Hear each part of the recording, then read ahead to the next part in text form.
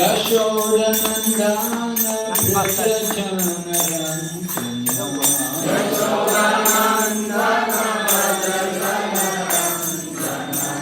Yamunatira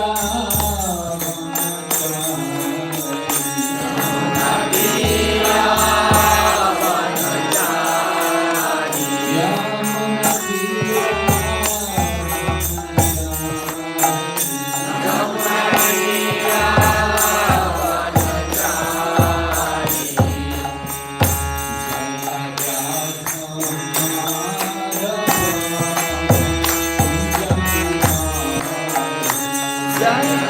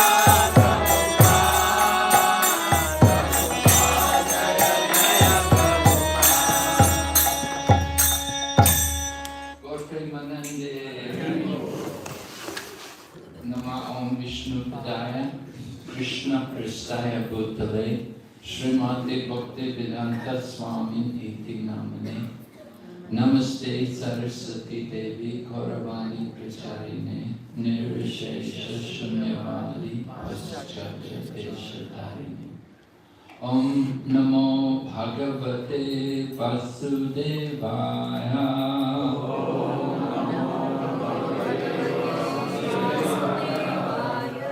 Om Namo Bhagavate Vasudevaya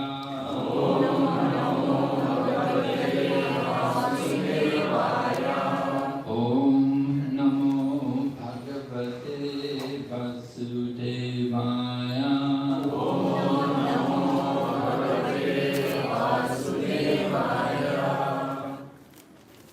So as you can see from the screen, I'm planning to speak on the pastimes of Dhruva Maharaj, as described in the fourth canto of the Srimad Bhagavatam.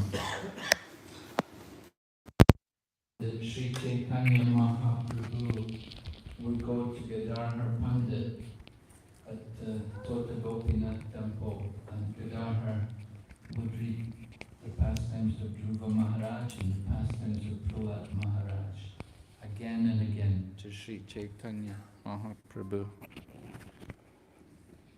So I thought it would be nice to go through the pastimes of Dhruva Maharaj again while I'm here in Singapore.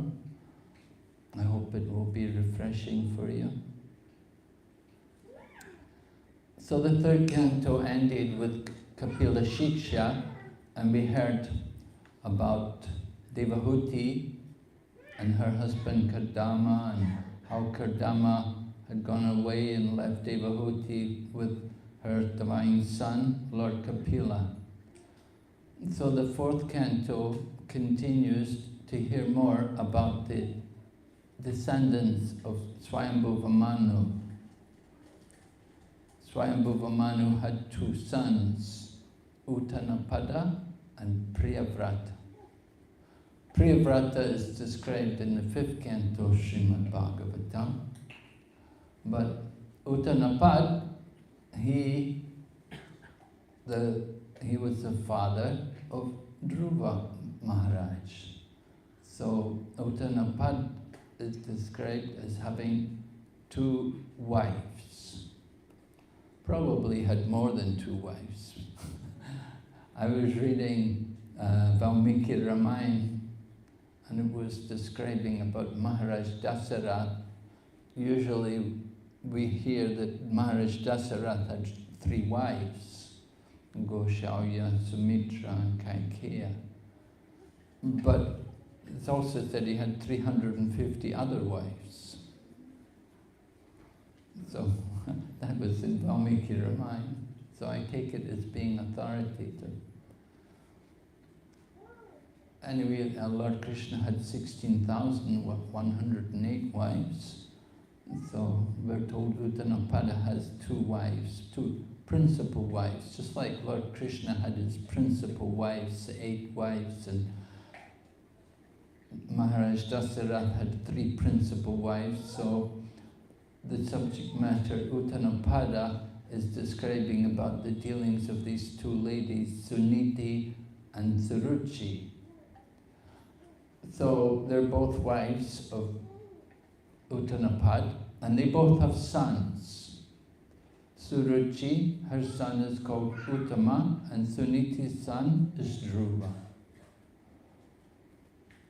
So Uttanapada Maharaj has greater affection for Suruchi than he has for Suniti.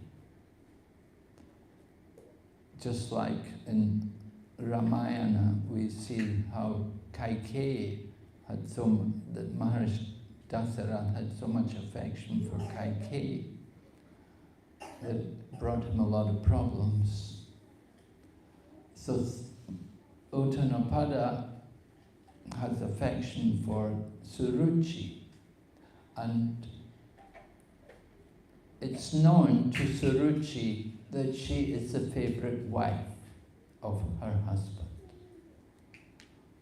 And Srila Prabhupada comments that even on a very elevated level of society, such as the dynasty of Swayambhuva Manu, that there is also female nature of a woman, and it is displayed there in the dealings between these different ladies, Suniti and Suruchi. So Srimad Bhagavatam describes to us how, while Uttanapada is sitting with his wife Suruchi, at that time Dhruva comes in and he desires to get up onto the throne where his father is, and if possible to even sit on the lap of his father. But when Dhruva Maharaj made the attempt to get up onto his father's lap, at that time he was rebuked by Suruchi. And he was rebuked with some harsh words. Suruchi said to him that you have no right to sit there. You cannot sit there. You cannot sit up there on your father's lap. That is not for you. You are not born from my womb. If you want to sit there on the lap of your father, what you should do is you will have to worship the Supreme Lord. You will have to practice austerity, worship the Supreme Lord, and get His mercy. And with His mercy, you may be able to take birth from my womb. Once you take birth from my womb, then you might be qualified to sit on the lap of your father. Not before. So these were very harsh words to say to a young child. Sometimes, children can be very sensitive and they remember these kind of incidents.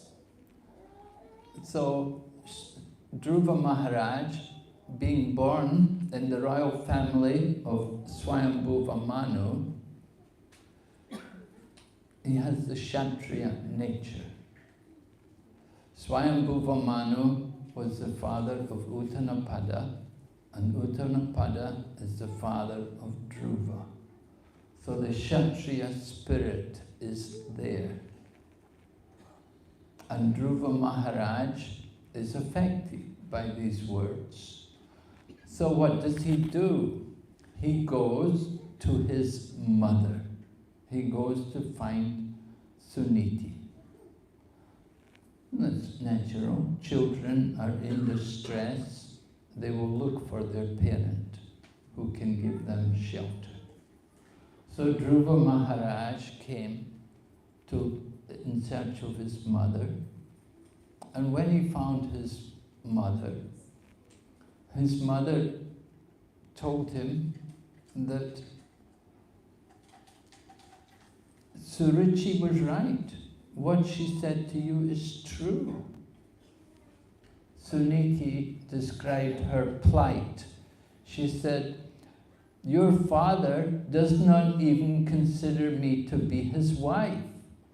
He does not even consider me to be his maidservant.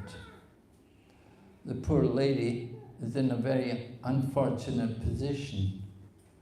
Right? She's the mother of Uttanapada's child, but she's much neglected due to the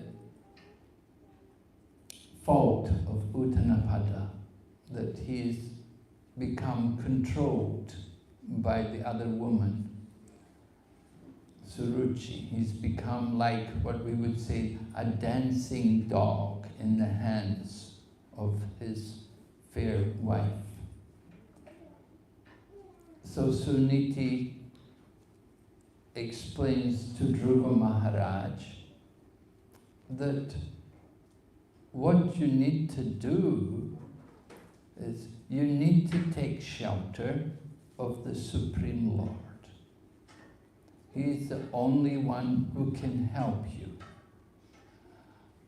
And Suniti backs up what she says with examples. She said, just like Lord Brahma. Lord Brahma is the great-grandfather of Dhruva Maharaj. He is the father of Swayambhuva Manu. Brahma had many sons. One of them was Swayambhuva Manu. So Suniti cites the example of Lord Brahma, that Lord Brahma, at the beginning of the creation, he performed great austerity and he pleased the Supreme Lord. By the mercy of the Lord, he was able to do the work of creation. And then she gives another example. She said, what to speak of Lord Brahma, Swayambhuva Manu, your grandfather, he also got the mercy of the Lord by performing sacrifices and giving charity. He got the mercy of the Lord. And by the mercy of the Lord, Swayambhuva Manu was able to enjoy wonderful opulence in this world, and at the end of his life, he went on to enjoy liberation. He was liberated from material existence, all by the mercy of the Lord. So in this way, she's inspiring Dhruva Maharaj that, you know, you want to get something, you have some desire, you want to get something, you should approach the Supreme Lord.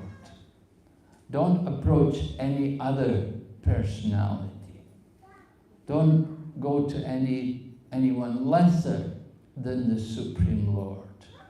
In other words, the demigods are not going to help you. Although many people do worship the goddess of fortune, just like Dhruva Maharaj has the desire, you know, he's been insulted, he's been told, you're not qualified to sit on the throne, you cannot be up there, you're not going to be the king, you're not born from my womb. So Dhruva Maharaj desires to get revenge. It's not pure devotion, right? But he's been hurt, and he's a small child. So he wants to get revenge. And how to get revenge? He thinks, I will get a kingdom greater than my father, greater than my grandfather, and even greater than my great-grandfather. He wants to get a kingdom greater than anything anyone ever had before. This is Dhruva Maharaj's desire. So Suniti tells her son that you have to worship the Supreme Lord. No one else can fulfill your desire. Don't approach any other person. So hearing these words from his mother, Dhruva Maharaj then resolves he has to find the Lord. So he asks his mother, where will I find him? So his mother said, well, great sages, they often go to the forest when they're looking for the Lord. So Dhruva Maharaj also decides, all right, I will go to forest. And in this way, Dhruva Maharaj entered into the forest.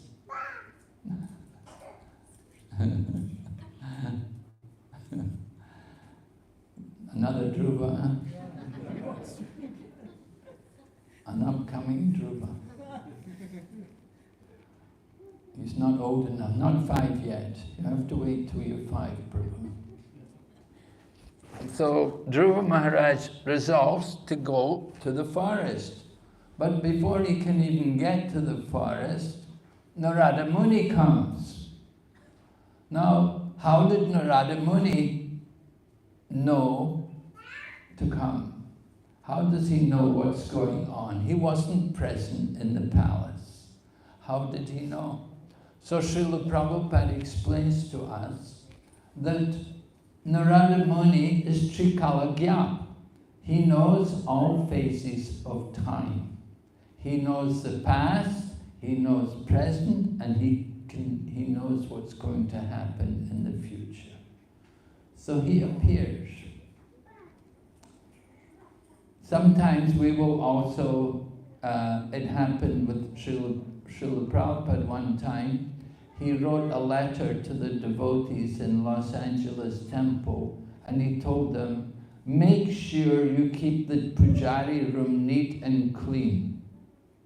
So the devotees, the temple president in Los Angeles, he got the mail, and so he went to see the pujari room to see what was going on. And when he went in the pujari room, he was quite shocked to see it was a real mess. You know, things were all over the place and nothing was really taken care of. So he wondered, how did Prabhupada know that this pujari room was such a mess that he wrote in the letter and told us that we have to keep the pujari room neat and clean? Prabhupada was on the other side of the world. How did he know about the pujari room? And he asked Prabhupada, Prabhupada, are you the super soul? Is it because you're the super soul in everyone's heart, so you knew? And Prabhupada said, no, see, I'm not the super soul, but sometimes Krishna tells me things. So, like that, the spiritual master, sometimes he knows things that Krishna reveals to him. And in this way, the devotees could do certain things. We should understand that sometimes we do say the spiritual teacher is the external manifestation of the super soul. So he's one and different from the super soul. We can understand the spiritual master is not Krishna, but he's representative of Krishna. So Narada Muni was guided by the Lord in his heart, and he came there to meet Dhruva Maharaj. We often see these kind of events taking place, just like the speaking of Srimad Bhagavatam.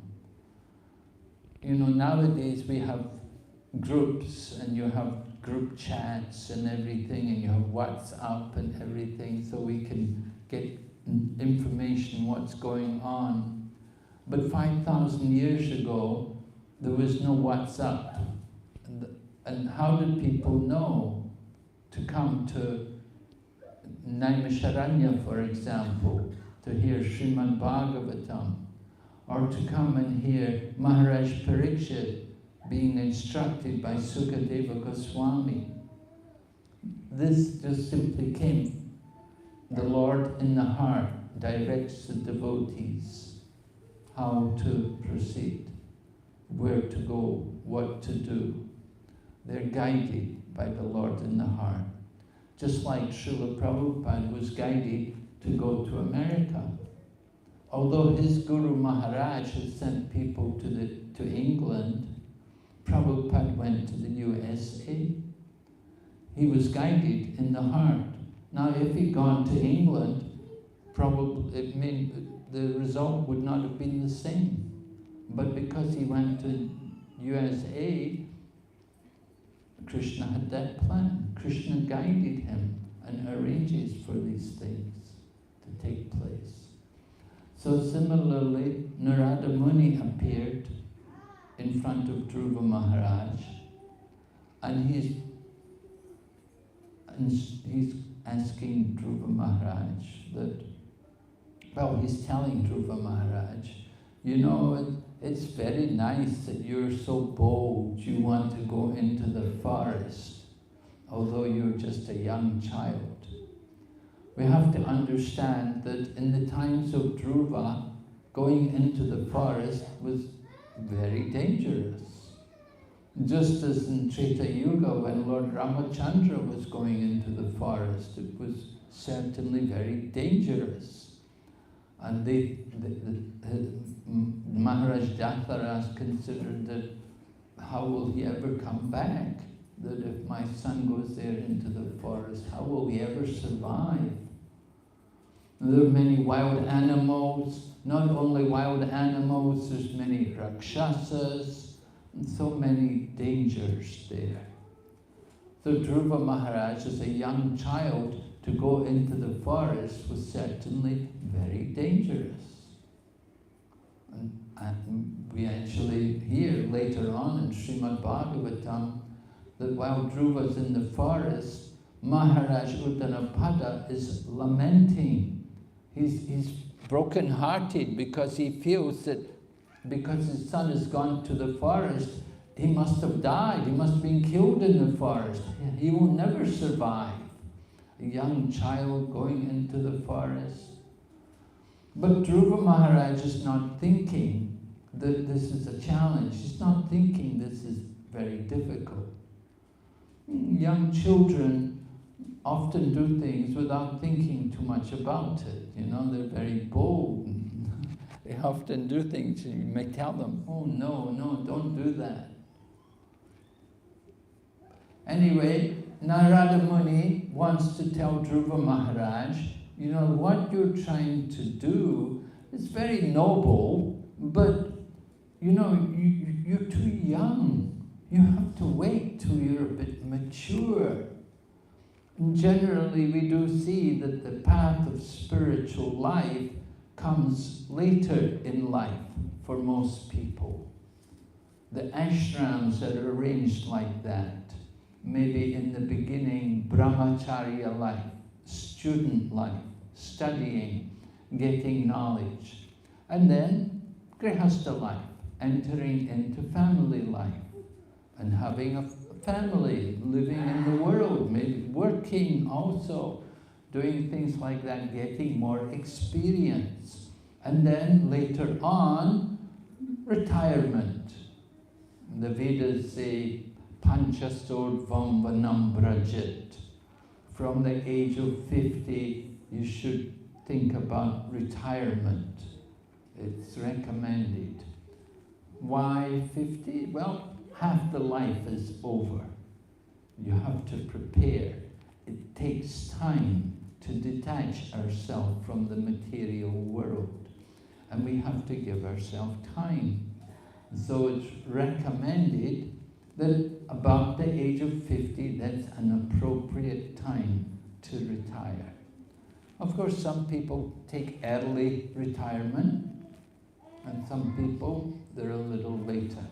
But it's recommended that stop the material duties and concentrate more on the spiritual side of life.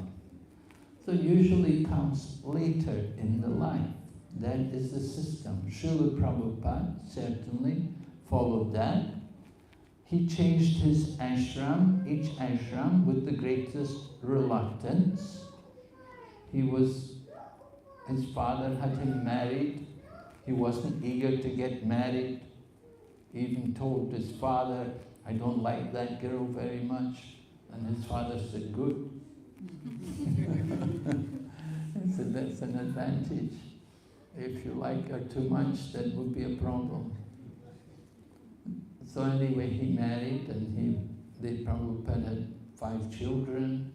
And then later on, he was doing his business for some time, but Krishna arranged that the business ended. Prabhupada told us, he said he was thinking he would make money and give it to his spiritual master. But Krishna had other plans. Krishna took away the business, and Prabhupada didn't have so much money anymore. And the family were no longer very respectful to him, and he saw it was a good time to get out from the family life. And so he entered into the retirement, and he was living in Vrindavan. And again, his spiritual master was coming to him in dreams and telling him that you have to take sannyas. So after having these dreams repeatedly, then he approached one of his godbrothers, Keshava Pragna Maharaj, in Mayapur, well, in Mathura actually. He took sannyas. So Prabhupada took the sannyas, but with great reluctance. Not that he was so eager to make the changes, but he understood it was necessary. It's a part of life, that we should follow the Vedic culture. And that part of the Vedic culture involves retirement, and with retirement, more dedication to spiritual practice. It's necessary as we prepare for the next life. So Narada Muni was telling Dhruva Maharaj, you know, you're just a young boy, you know, you can't do this at this point. What you want to do, you want to practice this mystic yoga, you know, it takes these yogis lifetimes to achieve perfection in their yoga practice. And you want to begin at this tender age? Young children, usually their interest is in sports and games. You know, that they have, that's how most of us spend our childhood, right? Where's the cricket ball and the football and this ball, that, on some kind of game. And now it's mobile games, you know, you have the games on the mobile phone, and these kind of things occupy people, children. They don't think much usually about any other goal. But Dhruva Maharaj is an exception. He has been hurt. He's been hurt. The insult had gone deep into his heart, and it was too painful for him. He wanted to do something, to get some revenge for himself. So in this way, he has gone off, or he wants to go into the forest. But Narada Muni is not encouraging him. Now, Narada Muni, he's of course brahmachari. He never married. He doesn't know about the politics and the intrigue which go on in family life. Right? He was spared from all of that by the early death. Well, when he was the son of a maidservant, mother died. Then later on, he was the son of Brahma. There was no mother. Right? He just came the son of Brahma, manifest from the body of Brahma. There's no mention of a wife. So Narada Muni is not aware of all these things. But he is also a spiritual teacher. And as a spiritual teacher, it's his duty to test the sincerity of the disciple. Srila Prabhupada remarks, he said that the path of devotional service is both easy and difficult. It's easy for people who are very determined and sincere, and it's very difficult for people who are not determined and not sincere. So it's based on these two qualities: sincerity of purpose and that determination. In Bhagavad Gita, Prabhupada gives that example about determination, about the little sparrow who lost his eggs to the sea, and how the little sparrow wanted to drink the ocean dry.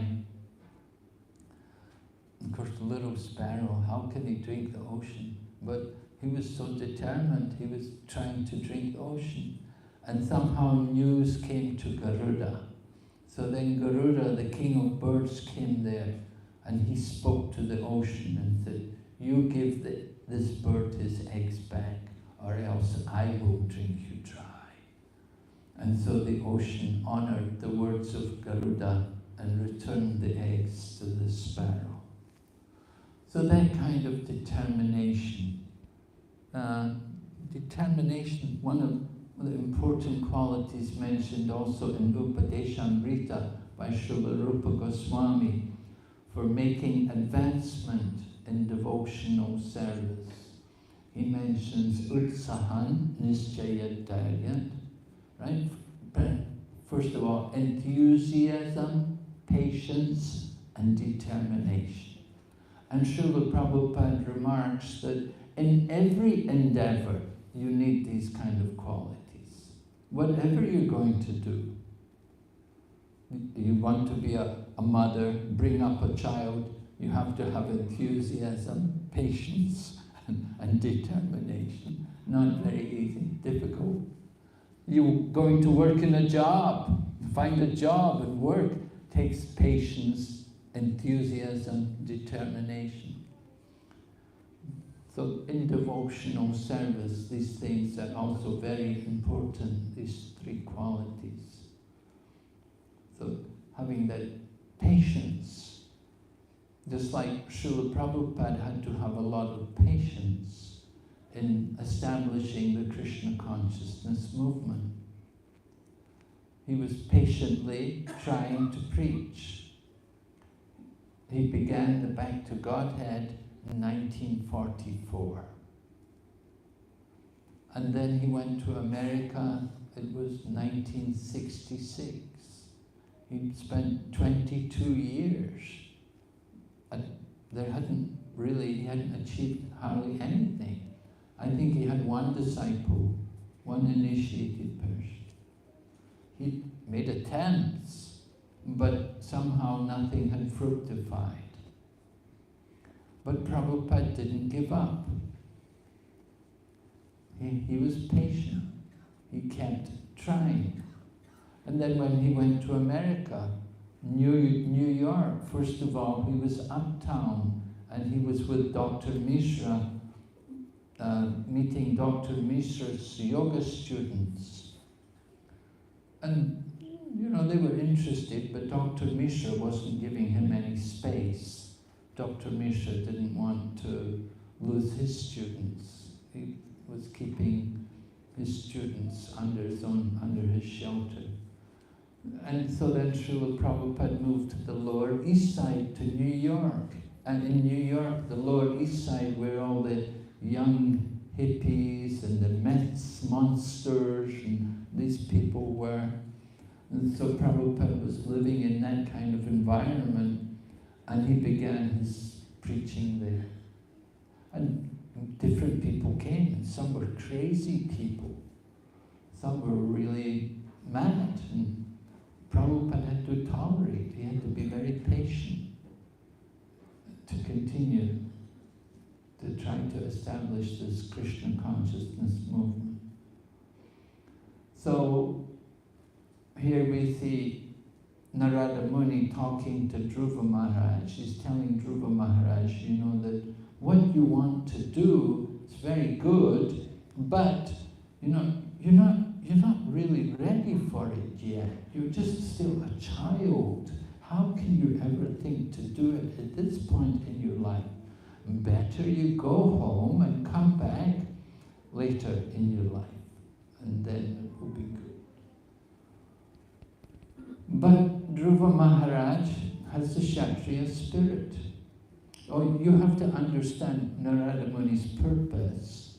That Narada Muni, while he's a brahmachari and also a spiritual teacher, his duty as a spiritual teacher is to test the prospective candidate for initiation. Narada Muni is a spiritual teacher. Now he can he can instruct Dhruva Maharaj in what he needs to do. But he wants to make sure that Dhruva Maharaj is really serious and really determined. So this is why Narada Muni is speaking in this manner. It's a test. And Prabhupada writes, he said, it's the duty of the spiritual master to test the disciple before initiation. And Srila Prabhupada also would test the disciples. He would test, first of all, do things like shave your head. That was a test, Are you serious? Okay, shave your head, and put on the devotee dress, and then also go out on Sankirtan. Do what service are you doing? Everyone should join the Sankirtan movement. And we would go out on Sankirtan. Like that. So Prabhupada would test us, and then it's not just one time, not that you just go out one day, but you go out regularly. You become committed to the Sankirtan movement. Prabhupada wanted to see that we were really fixed in devotional service. And even then, when we came in front of Prabhupada to get initiation, he would ask us, he would say, what is my pranam mantra? Because sometimes, you get devotees, they want initiation. They don't even know the name of the spiritual master. What to speak of the pranam mantra. And so Prabhupada was testing the devotees, that you want to get initiation, you have to be qualified. You have to show that you're sincere and you're determined. And so, like that, nowadays we try to test the devotees also. We do continue to test the devotees, like before initiation, everyone should take part in the ISKCON disciple course. They should attend the disciple course and learn everything about ISKCON, and also how to select the spiritual teacher, and what is the qualification, and what is the qualification for the disciple. All of these different things, they should be learned. And before someone enters or becomes initiated in Krishna consciousness, they should know these basic things. So we see even millions of years ago, in the time of Dhruva Maharaj, Narada Muni was testing Dhruva Maharaj. Are you sincere? Are you really genuine? Are you really determined you're going to do this? So Narada Muni is telling him, go back, you can come back later. Sometimes, you have people, you ask them, are you following the four principles? Yeah, mostly I'm following the four principles. Are you chanting 16 rounds every day? Yeah, most days I chant 16 rounds. Not very, not fully 100%. Anyway, this is an important part in accepting a spiritual master. Just as we say, the disciple should test the spiritual teacher, and the spiritual teacher will also test the disciple. Disciple should test the spiritual teacher. How? Well, you want to see, first of all, that the spiritual teacher is qualified, that he can help you in your spiritual path, that he can answer your questions and he can guide you properly. He should know the philosophy. You want to see also that the spiritual teacher is practicing himself. He's not just telling you to chant, but he also chants himself. And he's not just telling you to wake up early in the morning, but he also wakes up early in the morning. So, in other words, he teaches by his example. So before we accept initiation, it's important, there should be this testing on both sides. You want to make sure that the spiritual teacher meets you what you're looking for in a spiritual teacher. Different people look for different things. It's every individual's own choice, therefore. But we see in the case of Dhruva Maharaj, how he got the Guru. How did he get the Guru? By the grace of Krishna. In the Chaitanya Charitamrita it is described, Brahmanda Brahmite Konya Bhagavan Jeev Guru Krishna Prasadi Pai Bhakti Lata Bish, right? We're traveling in many different Brahmanandas, through different places, in different species of life, and somehow we've become fortunate that we've come to this human form of life, and we contact the spiritual teacher who gives us the seed of bhakti, that seed of devotion. That is good fortune. We become fortunate. Suniti was saying, I'm unfortunate. She said, I'm unfortunate. Your father, he doesn't even consider me to be his wife. He doesn't even consider to be a maidservant. I'm unfortunate. And she told Dhruva Maharaj, you're unfortunate too, because you're born from my womb. So that was on a material basis. But now we see Dhruva Maharaj has become fortunate. And his good fortune is that he has contacted Narada Muni. That is a sign of good fortune, to contact the spiritual master. Many years ago, we used to have a newsletter called the Bhakta newsletter. It was brought out by Dhanavir Goswami. And later on, Dhanavir Goswami wrote a book about it called The Fortunate Souls. And he describes about how people become devotees, how they come to Krishna consciousness. All fortunate souls, they come into contact with the devotees and they learn devotional service. So similarly, here you have Dhruva Maharaj contacting Narada Muni.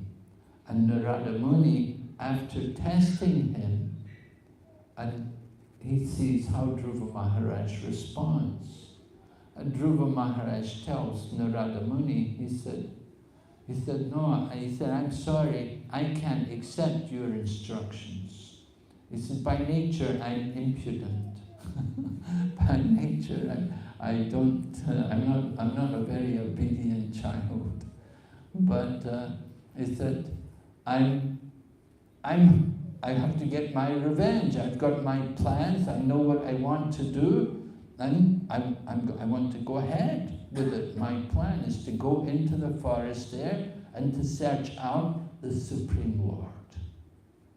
And if you can help me, then I'll be happy to hear from you. Actually, before this happened, before Dhruva Maharaj replied to Narada Muni had been telling Dhruva Maharaj, you should just be satisfied. Don't be so anxious to get a big kingdom. Just be satisfied. And Narada Muni explains, happiness and distress, they will come. And just see it all as the grace of the Lord. Those who are in knowledge, they will see the happiness in life. It's the arrangement of the Lord. And the distress is also the Lord's arrangement. It's for our purification. When we're happy, it means we're using up our good karma. And when we're in distress, we're using up our bad karma. And so, just be satisfied. Don't worry about things. And Narada Muni advises Dhruva Maharaj how to deal with different people, how to relate to different people. He said, for people who are more advanced than you, don't be envious of them. Be happy to meet people who are greater than you. And for people who are equal to you, Don't try to put yourself greater than them. Just make friends with them. Have a friendly relationship with them. Don't try to put people down and put yourself up. Just make a friendly relationship. And when someone is below you and someone is inferior to you, don't deride them and don't knock them, ridicule them, but be compassionate to them and kind to them and caring. This particular verse, which comes in the 8th chapter of this 4th canto Srimad Bhagavatam, is quoted by Bhakti Charuswami in his book on Vaishnava etiquette. And he said this is how we should relate to other people. People who are greater than us, be joyful, be happy to be with them. And people who are equals, have a friendly relationship. Make friends. Some people, they can only make enemies. Srila Prabhupada told one devotee is quite a senior man, he said, you simply make enemies everywhere. So making friends, actually that's the art of preaching, somehow to make friends with people, because to bring people into Krishna consciousness, you have to have a friendly atmosphere. You have to be caring and kind, and then it opens the doors for people to come forward and take part in Krishna consciousness. And when people are lower, don't be ridiculing them and deriding them, but be compassionate and caring and help them to come up.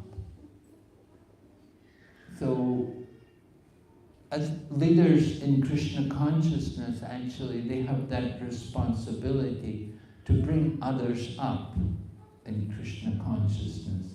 In other words, to give them more responsibility, give them more opportunity for service. This is how people can come forward in Krishna consciousness. We're always looking for volunteers. We need volunteers in Krishna, right? And if people will come forward and volunteer to take up some service, it's for their benefit, as well as for the benefit of the Krishna consciousness movement. There's so much to be done. So many services are needed. We are always on the lookout for volunteers. Now, more and more people are coming to the center here. It's an opportunity for more and more service, because there's more people to take care of. It's bigger responsibilities, greater responsibilities. And so if we accept that responsibility, we make advancement in Krishna consciousness. But if we run away, we shy away from taking some responsibility, then we will never really progress. So we encourage all of you, take up more service on behalf of Krishna. So Dhruva Maharaj was really tested by Narada Muni.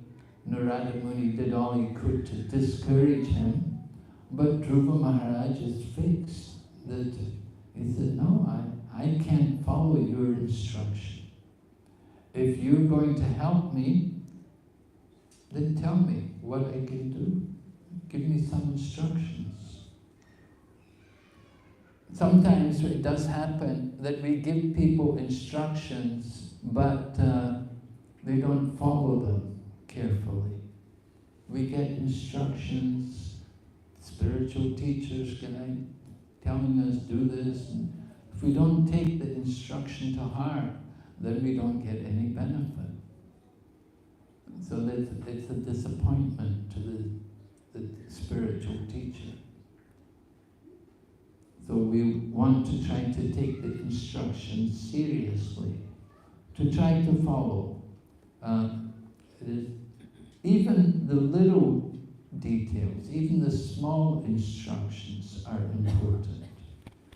Sometimes devotees are happy just to follow 4 principles and chant 16 rounds. That's the minimum. But there are many other things which we're supposed to do, different activities which we're supposed to perform in the practice of devotional service. We need to do these things. We want to follow all of the details, all of the instructions, even the small ones. So the more we hear about Srila Prabhupada and his teachings, the more we can understand how to practice devotional service. So Narada Muni is getting instruction. He's giving instruction to Dhruva Maharaj what he needs to do. He's going to tell him that first thing is you have to apply your mind to the Supreme Lord. And then he's also going to tell him there's a certain place you should go. He's going to send him to a place called Madhuvan, which is in the forest of Vrindavan. Srila Prabhupada remarks about entering the forest, just like we said, one of the stages of spiritual life is vanaprastha, meaning you should go to the forest. So Prabhupada explains, going to the forest, he said, for the Gaudiya Vaishnavas, that means go to the forest of Vrindavan. Go to Braja. The forests are there, 12 forests are there in Vrindavan. And he said, going to the forest of Vrindavan means to take shelter of Vrindavan Ishwari. Vrindavan Ishwari is Srimati Radharani. She is the proprietor of Vrindavan. So you enter the forest of Vrindavan, you take shelter of Srimati Radharani, and she can deliver the soul from material life. So Narada Muni instructs Dhruva Maharaj that you go to Madhuvan, and there, on the bank of the on the bank of the lake there, Bindusara, you can bathe there 3 times a day. It said brahmacharis bathe once a day, grihastas bathe twice a day, sannyasis bathe 3 times a day. Lord Chaitanya would go 3 times a day to the sea. When he was staying in Jagannath Puri, he would go 3 times a day, take bath in the sea. Quite an austerity, because sea is very salty water. But Chaitanya Mahaprabhu, every day, very regularly, he would always go to take his bath in the sea. So Dhruva Maharaj was also told, taking bath 3 times a day. It's very purifying if you try that. Some places people don't take bath at all. But it's an important part of spiritual life, just bathing regularly. If you have to live in very cold countries, you know, there are people in Russia, you live in Russia, people in Russia, not everyone has running water. They have to get water, they store the water, you melt the ice to get some water. So quite difficult circumstances, how to take bath. Well, one way you can do it is by chanting the holy name. You can take bath in the holy name. But that's not an excuse, you know. Just, if the opportunity is there, we should bathe regularly. So Dhruva Maharaj got this instruction from Narada Muni, you go there and you take bath regularly, 3 times a day. Just like the Goswamis were living in Radhakund, Rupa Raghunath Das Goswami and they were bathing there in Radhakund 3 times a day. But not only bathing, but also remembering the Lord, fixing the mind on the Lord. And in order to do that, Narada Muni instructs Dhruva Maharaj that you make a deity. So deity worship is a very important part in the process of self-realization, that you worship a deity.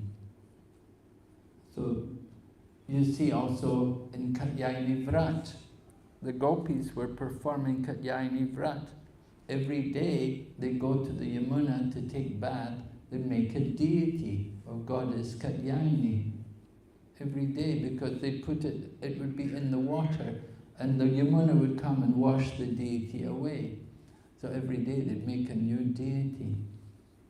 And so similarly, Dhruva Maharaj was also told by Narada Muni, make a deity, and he was also told to chant a mantra. He was given a mantra. Just like we're also given a mantra.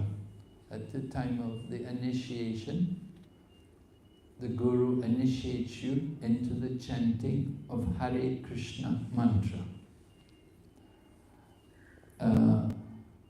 I was staying in Mayapur for a few years with the lockdown, and I had the opportunity to hear different devotees speak about events which happened when they were with Srila Prabhupada. So I was hearing one devotee, and my god brother, he was describing how he was serving Srila Prabhupada, and it happened that he'd lost his initiation beads. And so he came to Prabhupada and he asked Prabhupada, Srila Prabhupada, could you chant on my beads for me? And Prabhupada said, I have given you the holy name, that's enough. He said, I've given you the holy name. You don't need me to chant on your beads. That was the meaning, you know.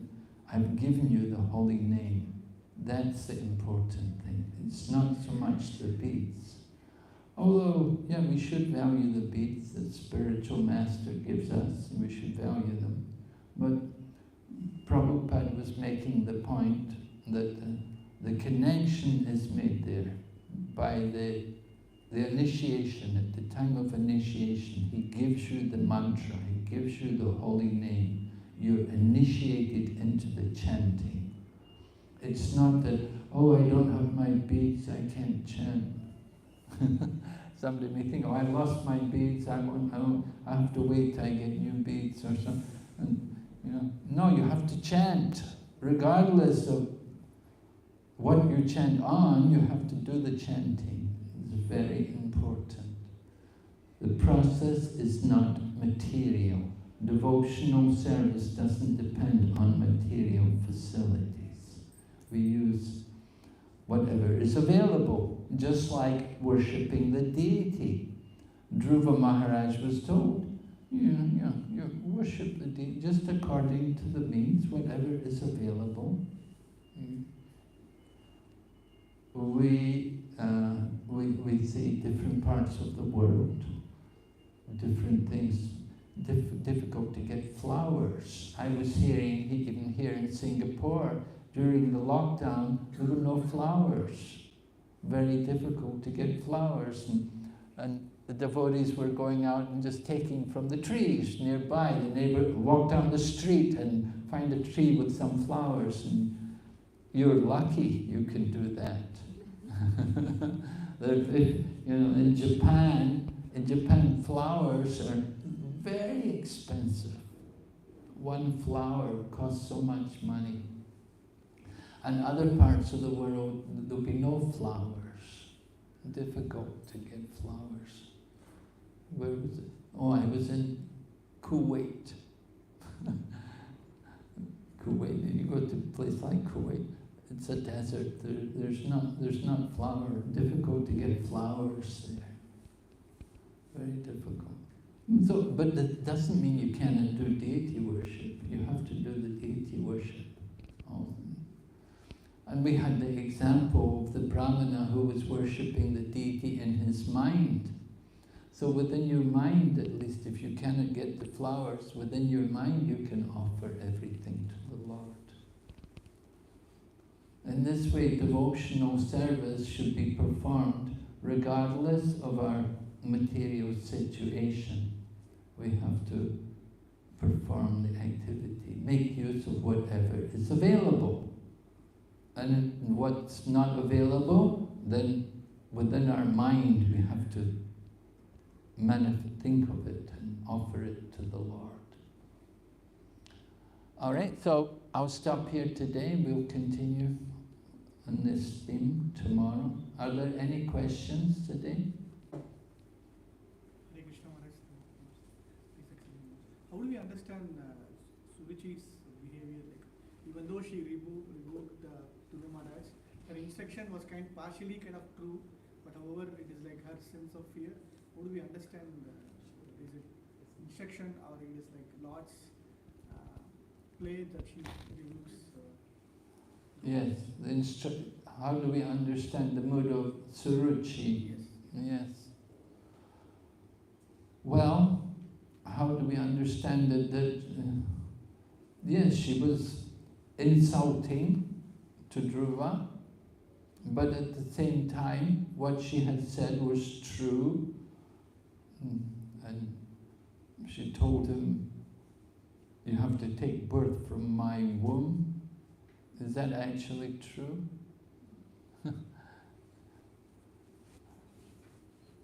How do we understand the mood of Suruchi? We understand that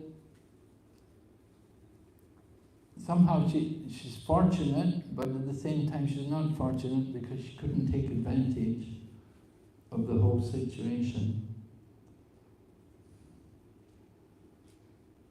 She's proud and she was envious of Dhruva. But later on, we do see that when Dhruva Maharaj came back from the forest, she also came with Suniti. The two of them came together to welcome Dhruva Maharaj back when he returns from the forest. So she did get some purification. Because later on, Maharaj Uttanapada greatly lamented that he'd been unjust, he hadn't been caring to his son. And he was lamenting that his son had gone off to the forest, and he thought, for sure, my son must be dead in the forest. And it was Narada Muni who came and enlightened him and said, no, he's not dead, but he's become fully self-realized. The Lord has appeared to him. So Uttanapada was, it was a great shock, it was a great surprise to him. Of course, it was wonderful news to him, but it was certainly a shock, a surprise. So Uttanapada regretted that he hadn't taken proper care of Dhruva Maharaj, and that was the cause of his young son going into the forest. So in this way, Suruchi must have also been aware of the change in the mentality of Uttanapada, that Uttanapada understood that the cause of his neglecting Dhruva Maharaj was his over-affection for Suruchi. So Suruchi understands now that her husband's not so bewildered by her, that he's more cautious in dealing with his wives. So there'll be some change there in Suruchi.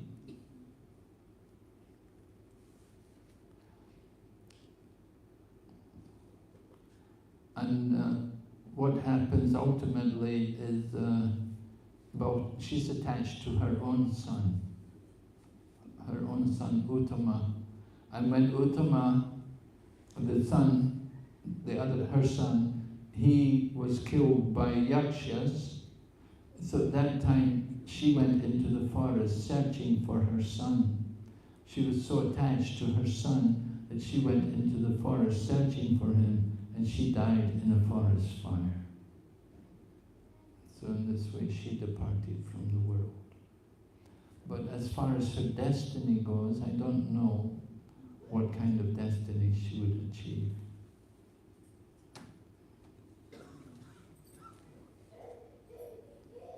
Yeah, any other question? Yes, Prabhu? Dhruva Maharaj had a material. Hare Krishna Maharaj. So I think Dhruva Maharaj had a material desire.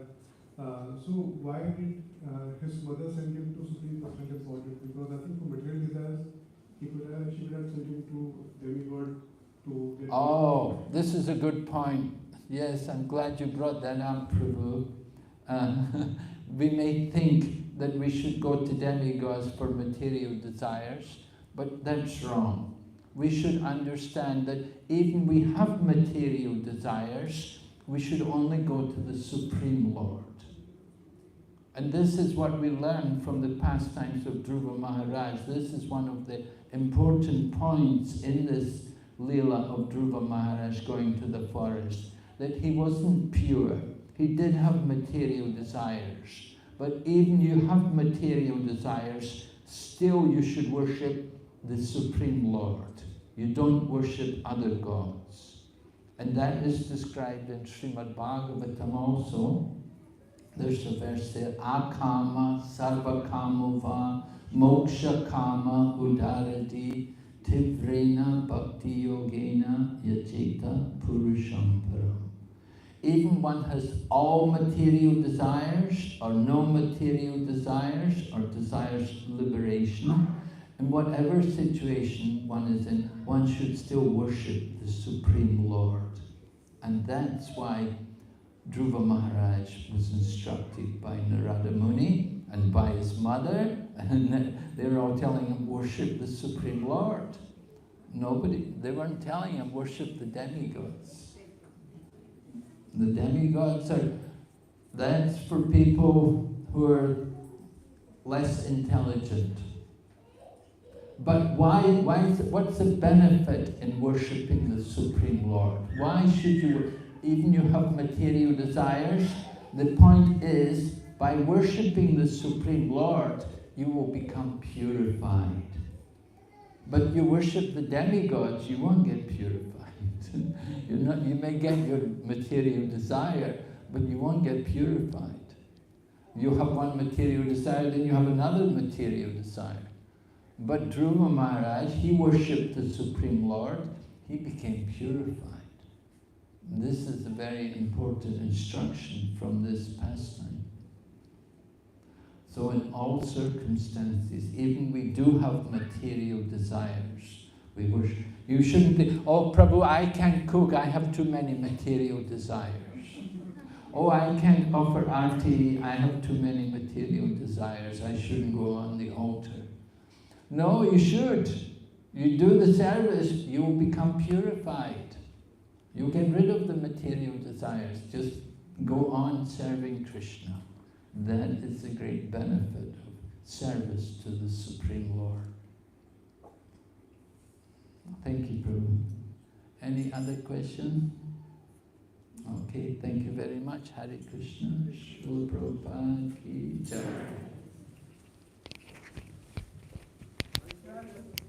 Jai Narasimha Maharaj ki jai. We are really thankful to Maharaj.